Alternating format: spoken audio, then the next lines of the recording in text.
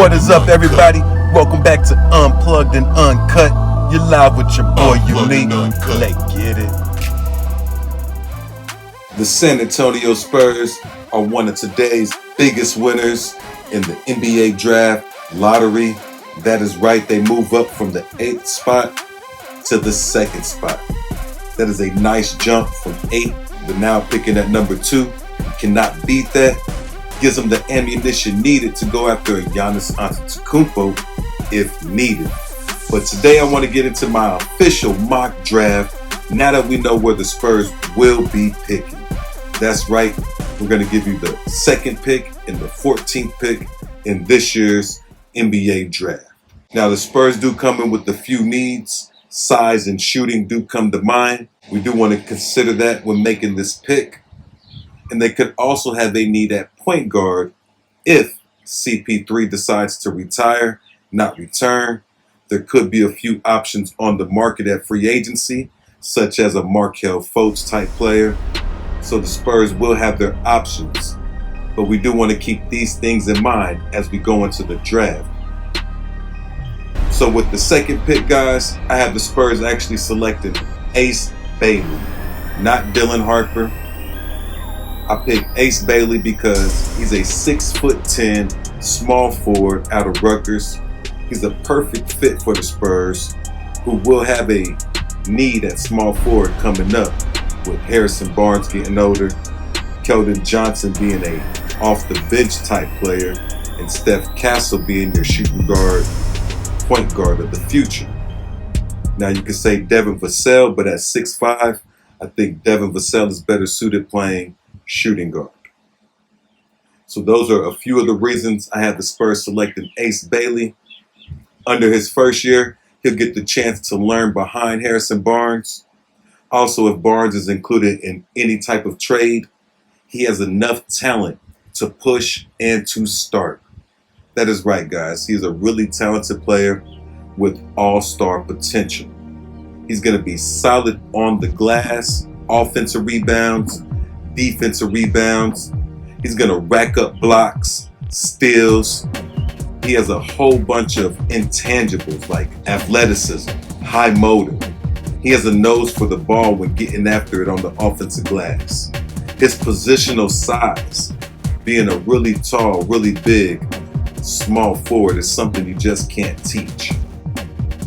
Now he will need to work on his three-point percentage at .346, basically 35%. That is not bad, but you'll like to see that closer to 37% or above. But he has shown that he can take and make big-time three-point shots.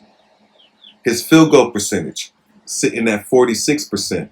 I would like to see that at least 48, being a 6'10" player, and preferably over 50%.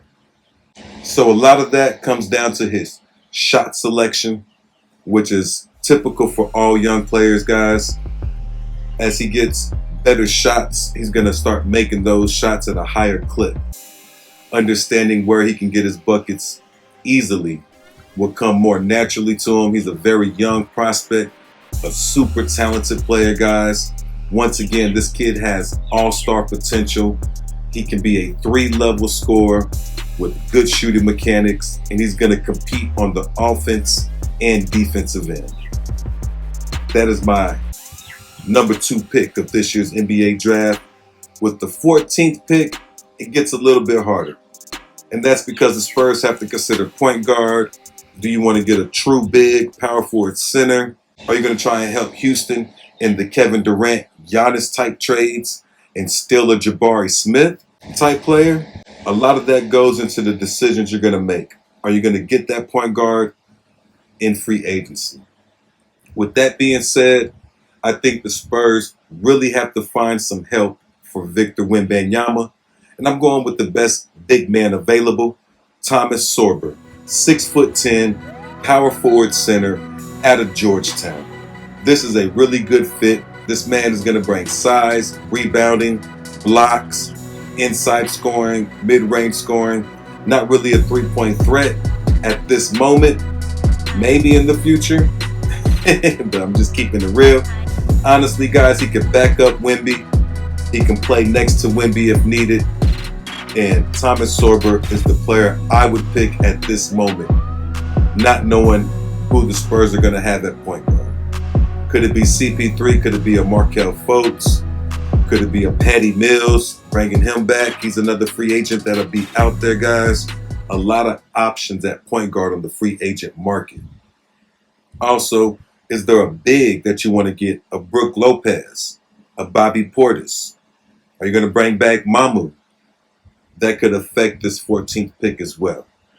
But without knowing any of those, I'm going to go ahead and say Thomas Sorber with the 14th pick answers a position of need. A power forward center with size who's going to actually rebound the ball, help on blocking shots, and can score the basketball as well. Can back up Wemby, play next to him.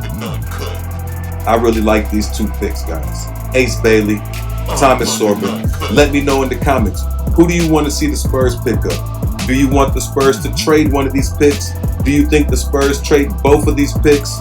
Do you think the Spurs get Giannis Antetokounmpo? I know it's on your mind, and I got a trade package coming soon that's going to satisfy the Spurs and the Milwaukee Bucks. I can't wait to present that to you guys. Let me know in the comments how you feel, and your boy is out.